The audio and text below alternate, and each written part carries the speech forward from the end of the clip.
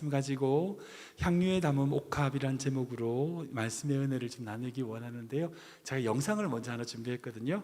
영상 보고 말씀 나누기 원합니다.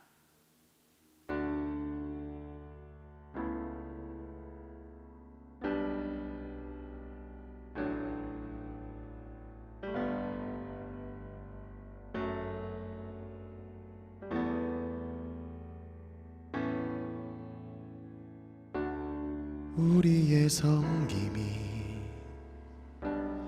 더 낮은 곳으로, 우리의 고백이 더 낮은 곳으로 쓰러져 있는 그들을 향해 당신이 그랬듯 더 낮은 곳으로, 낮은 곳으로 우릴 초대하네. 함께 하자고 말씀하시네. 우리도 예수 그 길을 따라 함께 가길 원하네.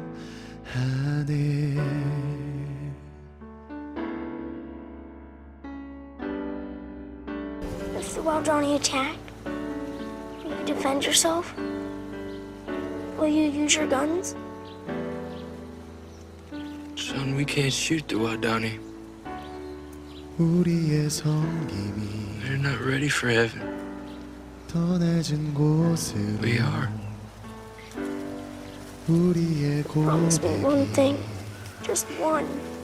더 낮은 One thing. 곳으로 Sound like your mother. 쓰러져 있는 If you get in a jam, 그들을 a real jam, 향해 promise me you'll say these words to them. 당신이 What words? 그랬듯 The wild Johnny 더 words. 낮은 They mean I am your 곳으로, friend, your sincere friend. 낮은 곳으로 비야, 우릴 초대하네. Yeah. 함께 하자고 말씀하시네. 우리도 예수 그 길을 따라 함께 가길 원하네. 주님이 우리와 함께 하시네. 십자가 피 흘린 예수의 손으로 모든 아픔을 위로하시네. 우리에게 보여주셨네. 주님이 우리와 함께 하시네. 십자가 피 흘린 예수의 손으로 모든 아픔을 위로하시네. 우리에게 보여주셨네. 모든 아픔을 위로하시네. 우리에게 보여주셨네.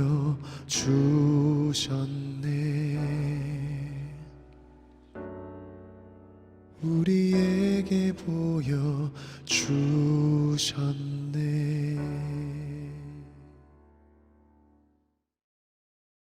아멘. 이 영상은 창의 끝이라고 하는 짐 엘리엇의 이야기를 담고 있는 영화를 편집한 영상입니다. 1956년도에 에콰도르에서 실제적으로 순교를 당했던 선교사님들의 그 짐 엘리엇과 4명의 친구들의 이야기입니다. 정말 이 이야기가 정말 감동적이어서 창의 끝이라고 하는 영화로 다시 만들어졌기 때문에 이런 영상들이 있을 수 있을 것 같습니다. 아무튼 이 짐 엘리엇이라고 하는 이 선교사님께서는요, 휘튼 대학을 우수한 성적으로 졸업하고 나서 아마존의 마지막 신종이었던 아우카족에 선교하러 갔다가 순교를 당하셨어요. 그 지역이 워낙 이제 위험한 곳이기 때문에 정부도 그렇고 신학 동료들 그리고 친구들이 다 만류를 했어요. 그러나 하나님 주신 마음이 있고 그 마음으로 그곳을 억지로 찾아가게 됩니다. 보신 영상처럼 도착한 지 5일 만에 그들의 공격에 창에 찔러 순교하고 그렇게 말았죠. 정말 똑똑하고 유능했던 그 젊은이들의 죽음을 두고 많은 사람들이 슬퍼하고 안타까워했습니다. 그래서 이 소식이 미국 본토에 전해지자 유수한 일간지였던 라이프지와 타임지에 이렇게 보도가 됐어요. What a waste. 이 얼마나 낭비냐, 이렇게 똑똑하고 유능한 청년들을 이렇게 국가적인 낭비다, 개인적이고 국가적인 낭비다라고 하는 보도를 했습니다. 그러나 그 보도에 대하여 미방인이었던 엘리자베스 엘리엇이 이렇게 대답합니다. 낭비라뇨, 내 남편은 이 순간을 위해서 준비했던 사람입니다 라고 이야기합니다. 자신의 남편의 죽음을 절대 낭비라고 말하지 마십시오. 이후에 보신 영상처럼 그 아들, 짐 엘리엇의 아들이 또한 선교사로 들어가고요, 그 어머니가 선교사로 들어가고요, 나중에 그 와우카족이 전체가 다 예수 그리스도를 영접하게 되는 그 짐 엘리엇의 순교로, 그 4명의 친구의 순교로 말미암아 그 낭비가 아닌 그 부족 전체가 하나님께로 돌아오는 놀라운 헌신과 준비였던 것을 우리는 볼 수 있습니다. 낭비라는 건요, 사전적인 의미로는 이제 시간이나 재물 따위를 헛되이 헤프하게 쓴다는 것이 낭비이죠. 그런데 이것은요, 어찌 보면 지극히 현재적인 지금의 시점에서 단순하게 평가되는 것입니다. 만약 지금의 보기에 낭비인 것처럼 보여도요, 그것이 낭비인지 아닌지에 대한 평가는 이후에나 결정될 수 있습니다.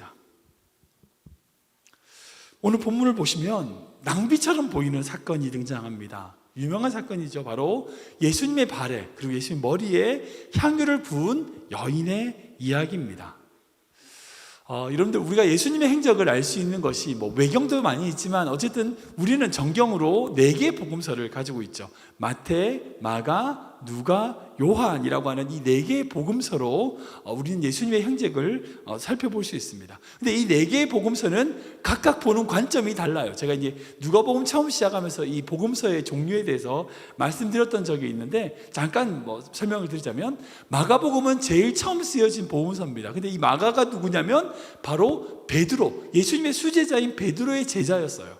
그러니까 이 마가가 자신의 스승이었던 베드로의 관점에서 예수님의 행적을 기록한 것, 이게 수제자로서 예수님의 모든 중요한 사건들을 기록한 것이 바로 마가복음이었습니다.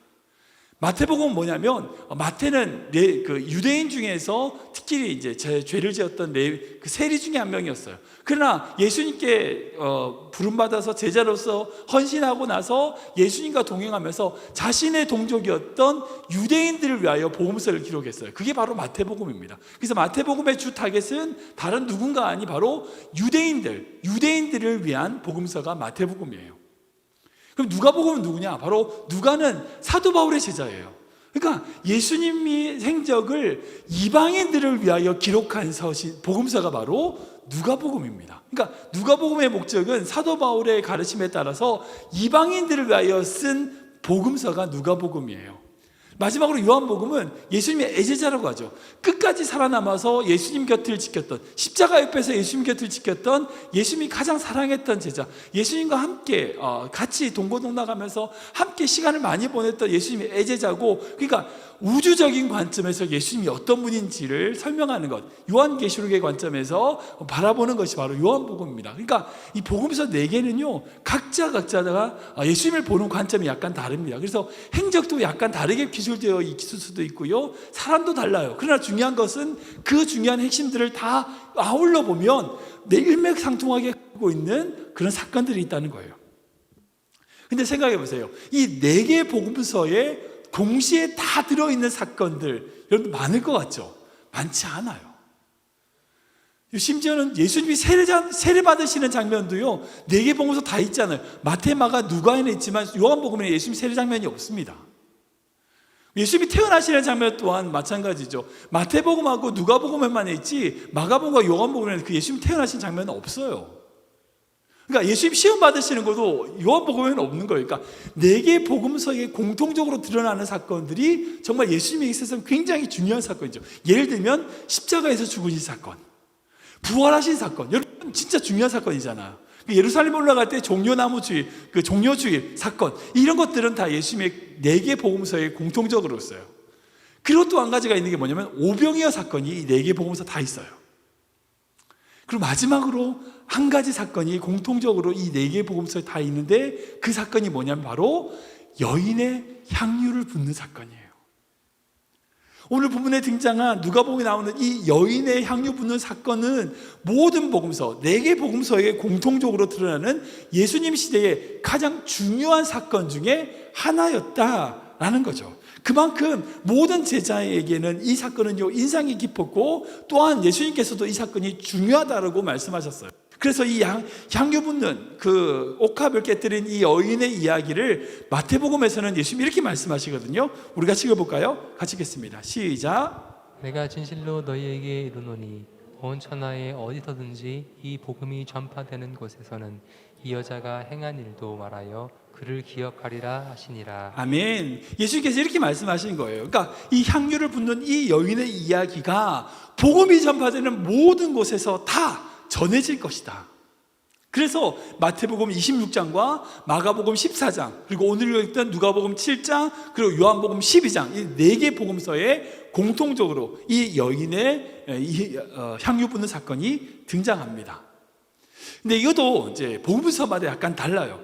요한복음에는 이 여인의 이름을 마리아라고 언급하고 있어요. 근데 나머지 복음서에는 이 여인의 이름을 기록하고 있지 않습니다. 그리고 마태복음과 마가복음에는요, 예수 머리에 향유를 부었다고 되어 있어요. 근데 누가복음과 요한복음은 예수님의 발에 부었다고 되어 있어요. 근데 중요한 건 뭐냐면 어디에 붓든지 누가 붓든지 그보다 중요한 것은 바로 이 여인, 마리아라고 하는 이 여인이 자신의 모든 것을 부었다는 거예요. 그리고 이 사건을 통하여 오늘 본문에 나오는 예수님의 말씀처럼 이 여인의 죄가 사하여졌다는 것을 예수님께서 선포하셨다는 겁니다. 누가가 왜 이 여인의 본문의 내용을 이렇게 기록을 했는지 우리가 이 의도를 잘 생각해 보면요, 아마도 분명히 누가는 이 여인이 마리아인 줄 알고 있었을 것 같아요. 마리아인 줄 몰랐을지 모르죠. 전혀 모를 수가 없죠. 마리아가 워낙 예수님과 함께 따라다녔던 그 막달라 마리아는 다 알고 있었던 겁니다. 그래서 이 마리아라고 하는 이름을 분명히 알았을 겁니다. 근데 기록하지 않았어요. 즉 누구냐보다 그녀가 행한 일을 기억하라는 겁니다. 그리고 또한 그렇게 행해야 될 우리를 위해서 그 이름을 익명으로 남겨두었다라는 것이죠. 여러분, 이 여인이 부었던 이 향유가 어떤 가치가 있는가? 비싼 향유로 되어 있는데요, 이 요한복음에는 이 향유에 대해서 이렇게 기록하고 있습니다. 같이 읽겠습니다. 시작. 마리아는 지극히 비싼 향유 곧 순전한 나드 한 근을 가져다가 예수의 발에 붓고 자기 머리털로 그의 발을 닦으니 향유 냄새가 집에 가득하더라. 아멘. 네. 여기서 말하는 나드 향유라고 되는데 이 나드는요, 인도 겐지스칸의 식물의 뿌리에서만 채출되는 고급 향유입니다. 비싼 가격에 수입되는 값비싼 거예요. 그러니까 예를 들어서 그 당시에는 저축이라든지 적금 같은 게 없잖아요. 그러니까 여인들이 자신의 결혼 지참금으로 조금씩 모으는 거예요. 그러니까 하루에 열심히 일을 해서 모은 돈을 가지고 시장에 가서 그 향유 한 방울을 구하는 거예요. 한 방울을 사는 거예요. 그 한 방울을 가지고 계속해서 모아서 병에 담아두는 거죠. 그리고 나중에 그 병을 팔아서 결혼 지참금으로 쓰는, 즉 자신의 인생 전부가 담겨있는 향유였다는 거예요. 여러분, 이게 뭐 페브리즈 이런 거 아니잖아요. 비싼 거였어요. 그러니까 손님들, 정말 귀한 손님들이 왔을 때에 그 머리에 한두 방울 탁 떨어뜨리는 것으로 그분을 정말 환영하는 데 쓰는 정말 귀한 것이었습니다. 이게 얼만큼 귀하냐? 요한복음에 보면 이 가룟 유다가 이것을 팔자라고 했는데 300데나리온에 팔 수 있다라고 얘기하는, 그리고 막 불평하는 이야기가 나와요. 근데 이 300데나리온이 얼만큼의 가격이냐? 1데나리온이 한 사람 하루 일당입니다. 그러니까 300데나리온은 300일을 일하는 양인 거죠. 얼마인지는 엄청난 금액입니다. 오병이어 그 모든 10,000명이 넘는 사람을 200데나리온에 먹일 수 있다고 그러니까 300데나리온이라는 것은요 15,000명이 한 번에 식사할 수 있는 양의 금액이에요. 아무튼 평상시 그냥 보통의 사람에게는 상상할 수 없는 큰 돈입니다. 근데 그 돈을, 그 엄청난 향유를 깨뜨려 가지고 예수님 발에 부어버리는 거예요. 일반적인 사람 보면요 낭비 맞아요. 낭비 틀림없습니다. 이 여자가 무슨 재벌도 아니잖아요. 사실 이 여자의 모든 것입니다. 그래서 이걸 왜 허비하냐고 그 여인을 사람들이 책망을 합니다. 그러자 예수님께서는 오히려 그 여인의 일을 아름다운 일로 칭찬하시고 영원히 기억될 것이다 라고 말씀하셨어요. 그리고 그 사건을 통하여, 그 낭비를 통하여 예수님께서는 그녀의 죄가 사하여졌다 이렇게 말씀하시거든요. 같이 읽어보겠습니다. 시작. 이에 여자에게 이르시되 내 죄 사함을 받았느니라 하시니. 아멘. 이 여인의 행한 그 일을 어떤 이들을 보기에는 낭비로 보였고요, 예수님의 보기에는 아름다운 일로, 준비로 보였다는 겁니다. 저들의 안목에서는 낭비였지만요 예수님에게 있어서는 죄사함을 위한 가장 귀한 준비로 평가되었다는 거죠. 사실 우리 믿음이 그렇잖아요. 세상적 관점을 보면요 시간, 물질, 재능 다 허비하는 겁니다. 신앙생활이 여러 가지 일하기 바쁜데 그런 부족한 시간에 거룩한 날이라고 해가지고 주일을 예배로 시간 빼는 거 어찌 보면 낭비죠. 네.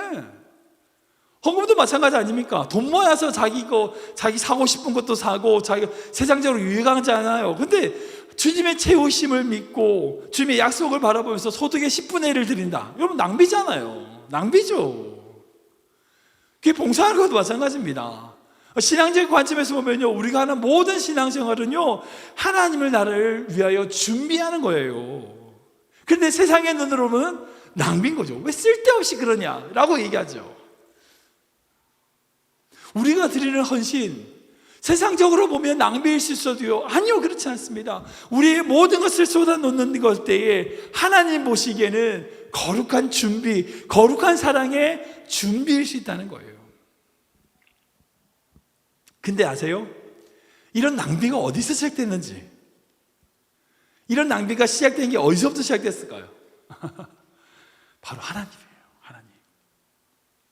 오늘 본문에서 이 여인의 헌신, 이 향유옥합 사건과 예수님이 무엇을 연결시키자면 죄사함으로 연결시키는 것을 볼 수 있습니다.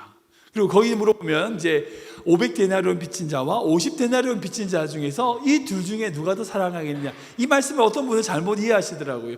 하나님, 그 주인이 500데나리온을 탕감해 주는 사람을 더 사랑하시는 거 아니냐, 그 말이 아니라 탕감 받은 자들이 어떤 자가 더 그 주인을 사랑하겠냐는 거예요. 50데나리온을 탕감받은 사람보다 500데나리온을 탕감받은 사람이 더 주님을 사랑하게 될 거다, 그 주인을 사랑하는 거다라고 하는 거죠. 아무튼 중요한 것은 이 향유옥합 사건과 예수님은 죄사함으로 연결시킵니다.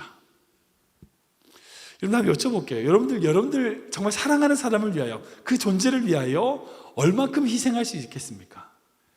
여러분들 사랑하는 가족과 친구들, 자녀들을 위해서 여러분들 얼만큼 희생할 수 있을까요? 자식을 위하면 모든 거 다 할 수 있다, 그렇게 한다 할지요, 한다고 말을 하지만 우리에게는요 한계가 있습니다. 아무리 인간적으로 우리가 자녀들을 위해서 모든 것을 할 수 있다라고 말해도요 희생할 수 있는 부분이 있고 못하는 부분이 있어요. 희생하는 정도가 있다는 거죠. 그런데 우리 주님께서는요 우리를 위하여 자기의 생명, 자기의 십자가로 예수님이 우리의 생명을 주셨다는 거예요. 우리를 살리기 위하여 십자가에서 자기를 깨뜨리고 찢고 죽으셨어요. 그런 의미에서 여러분, 이 세상에서 제일 큰 낭비가 뭔지 아세요? 이 세상에 존재하는 가장 큰 낭비, 바로 십자가예요. 십자가.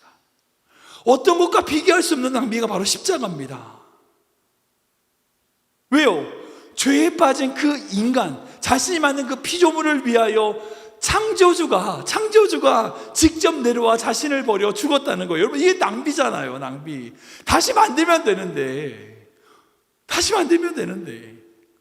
인간을 살리기 위하여 창조주이신 하나님께서 이 땅에 오셔서 대신 죽었다. 여러분, 이게 얼마큼 낭비예요.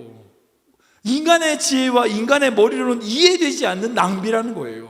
어떻게 인간이 감히 상상할 수 없는, 생각할 수 없는 낭비가 바로 십자가라는 거예요. 하나님이신 예수님이 인간을 위해 죽으셨다. 그 인간을 살리려고 죽으셨다. 피조물을 살리려고 창조주가 죽었다. 여러분들, 강아지 살리려고 사람이 죽는다, 말이 돼요? 안 되잖아요. 근데 그보다 더 큰 거라고요. 너무나 큰 희생이고요, 너무나 큰 낭비인 거예요.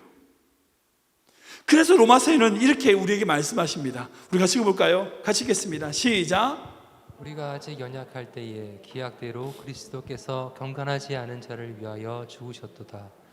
의인을 위하여 죽는 자가 쉽지 않고 선을 위하여 용감히 죽는 자가 혹 있거니와 우리가 아직 죄인 되었을 때에 그리스도께서 우리를 위하여 죽으심으로 하나님께서 우리에 대한 자기의 사랑을 확증하셨느니라. 아멘, 아멘. 우리에 대한 자기의 사랑을 확증하신 그 예수님, 십자가로 보여주신 예수님. 여러분, 이 십자가는 낭비예요. 즉, 이 여인이 행한 거룩한 사랑의 낭비적인 모습, 이건요, 예수님의 십자가와 연결된다는 거예요. 같이 된다고요. 창조주이신 하나님께서 우리가 연약할 때에 우리를 위하여 죽으셨고요, 우리가 죄인 되었을 때에 우리를 위하여 죽으셨고요. 세상의 관점은 얼마나 낭비입니까? 더구나 우리가 원수 되었을 때에, 즉 우리가 예수님을 조롱하고 핍박하고 그 은혜도 알지 못하고 정말 그 예수님을 비난하고 있는 그때에도 우리를 위하여 죽으셨다는 거예요. 여러분, 이게 얼마나 큰 낭비예요. 예수님의 삶, 예수님의 사역 자체가 거룩한 사랑의 낭비였습니다. 그러므로 이 여인들과 앞서간 성도들의 헌신은요, 예수님의 사역을 예시적으로, 예수님의 모습을 모범적으로 보여주는 거라고 할 수 있어요. 오늘 본문 보면 이 여인이 자신의 그 귀한 옥합을 깨뜨려 그 속에 있는 것을 부어드렸어요. 옥합을 가지고 온 것은요, 자신의 자발적인 결단입니다. 누가 시켜서 가져온 거 아닙니다. 자기가 자기의 기쁨과 자기의 마음으로 가져온 거예요. 그리고 그 자신의 그 옥합을 깨뜨린 것은요, 흙으로 지어진 그릇인 자기 자신을 깨는 거예요. 그리고 그 안에 있는 귀한 향유를 붓는 것은요, 결국 자기의 생명을 붓는 것으로 이해됩니다. 이것을 예수님의 십자가와 연결시켜 볼까요? 그 여인이 옥합을 깨뜨리셨듯이 우리 예수님께서는 십자가에서 자신의 육체를 깨뜨리셨어요. 그리고 그 여인이 향유를 붓듯이 예수님께서는 그 보혈을 십자가에서 우리 위하여 흘려주셨습니다. 그래서 앞에서 말한 것처럼 복음이 들어가는 곳마다 이 여인을 기념하라고 하신 것은요, 바로 결국 우리를 위하여 낭비하신 예수님의 십자가를 기억하라는 말씀이에요. 세상이 다 알지 못하고요, 세상이 이해하지 못한다 할지라도요, 우리는 우리 자신을 깨뜨려서 주님께 드려야 됩니다. 주님께 드려야 됩니다. 우리 자신이 깨지지 않으면요, 결국 향유가 부어지지 않는 거예요. 말씀을 정리하겠습니다. 우리는 이 여인처럼요, 주님을 정말 사랑함으로, 주님의 사랑 안에 거하기 위한 마음으로 우리가 가지고 있는 옥합을 깨뜨려야 돼요. 그리고 주님께 부어드려야 됩니다. 우리의 그 모든 귀한 옥합을 그 여인이 예수님께 부어드렸듯이 우리의 모든 것을 주님께 부어드려야 돼요. 그리고 주님께 이렇게 고백해야 됩니다. 주님은 이 모든 것 받으시기에 합당하십니다. 이 모든 것 주님의 것입니다. 이게 이 여인의 고백이었고요, 지금 우리가 드려야 될 고백입니다. 복음이 전해지는 곳마다 이 여인이 행한 것을 전파하고 기념하라는 건요, 마리아가 잘했다는 게 아니에요. 그 마리아를 칭찬하라는 게 아니에요. 복음이 전해지는 곳마다, 예수님의 생명이 전해지는 곳마다 제2의 마리아, 제3의 마리아, 자신의 옥합을 드려 예수님께 부어드리는 이 제3의 마리아가 등장해야 된다는 겁니다. 그리고 그 사람들이 예수님께 자신의 옥합을 깨뜨려 예수님께 부어드렸을 때에 그 헌신을 통하여 생명이 드러나고 그 헌신을 통하여 주님의 사랑이 나타날 것이라는 겁니다. 지금 여러분들 주님을 위하여 무엇을 깨뜨리기 원하십니까? 주님을 위하여 무엇을 부어드리기 원하십니까? 우리 인생과 우리의 삶을 주님께 온전히 부어드릴 때에 여러분, 그것이 우리 삶의 최고의 영광입니다. 그것이 영광입니다. 내가 내 것을 가지는 것이 영광이 아니라 우리의 모든 것을 주님께 부어드렸을 때에 그것이 우리의 영광이라는 겁니다. 처음 여러분들 영상 보았던 짐 엘리엇의 삶 너무나 부럽습니다. 고작 29살밖에 살지 못했던 청년이었지만 자신의 모든 인생을 주님께 부어드렸을 때에 그의 인생은 하늘나라에서 영원히 기록될 것입니다. 우리 또한 우리의 삶을 온전히 주님께 부어드림으로 말미암아 잘했다, 내 사랑하는 아들아 잘했다 칭찬 드릴 수 있는 귀한 손님 되시길 바랍니다. 오늘 이 말씀을 통하여 여러분들 삶 가운데 이렇게 고백하시기 바랍니다. 주님, 정말 내가 기도합니다. 내가 기도하는데 그저 내가 필요한 것, 내가 원하는 것 달라는 기도가 아니라 나를 고쳐주시고 나를 만져주시고 나를 채워주시고 붙드셔서 주의 사랑 안에 머물게 하여 주시옵소서. 이렇게 기도하시는 여러분 되시기 주를 축원합니다. 우리 찬양 들어볼까요? 우리 아까 불렀던 찬양인데요, 주보에 있는 가사의 찬양입니다. I pray, I pray 날 고치소서, 날 만지소서, 나 주 얼굴 겸손히 바라네. I pray 날 채우소서, 날 붙들소서, 주의 사랑 그 안에 거하기 원합니다. I pray, I pray 날 고치소서, 날 만지소서, 나 주 얼굴 겸손히 바라네. I pray 날 채우소서, 날 붙드소서, 주의 사랑 그 안에 거하기 원합니다. I pray, I pray 날 채우소서, 날 만지소서,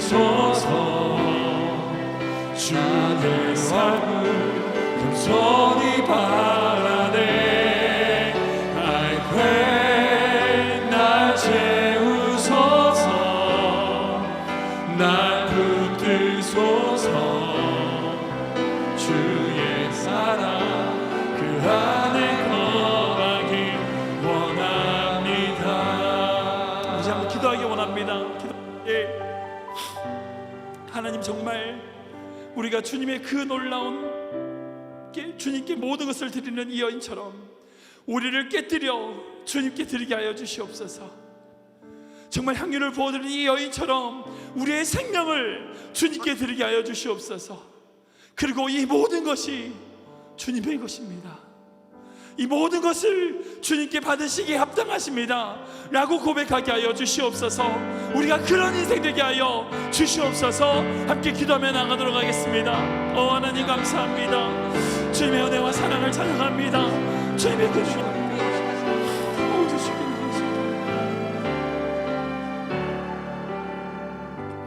사랑의 주님, 우리를 위하여 십자가에서 자신의 육신을 깨뜨려 모든 것을 부어주신, 보혈을 부어주신 주님의 사랑에 감격합니다. 주님께서 우리를 위하여 행하신 그 십자가의 사랑이 있기에 우리가 살게 됨을 고백합니다. 이제 그 사랑에 감격하고 갈망하며 온전히 그 안에 거하는 인생 되게 하여 주시옵소서. 우리의 인생이 세상적으로 낭비일 수 있어도 주님께 귀한 향기 되는 인생 되게 하시고 오직 주님만을 위해 모든 것을 드려 나아가는 인생 되게 하여 주시옵소서. 특별히 우리 교회 성도들의 자녀를 위해 기도합니다. 그들의 인생이, 아니 우리의 인생이 주님께 드리는 향유가 되게 하시고 세상 것을 위해 살아가는 인생이 아닌 영혼을 사모하며 그것을 꿈꾸는 인생 되게 하여 주시옵소서. 이를 위해 쓰임받는 우리 교회 되게 하여 주시옵소서. 예수님의 이름으로 기도하옵나이다.